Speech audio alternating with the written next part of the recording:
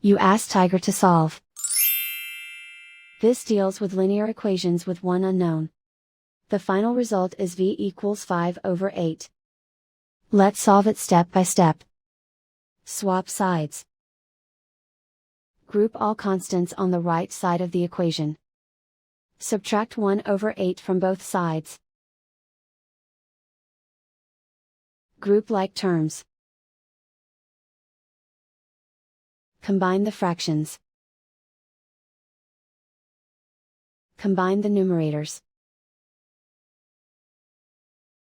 Reduce the zero numerator. Simplify the arithmetic.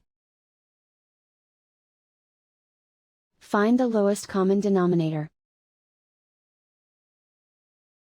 Multiply the denominators. Multiply the numerators. Combine the fractions. Combine the numerators. And so the final result is v equals 5/8.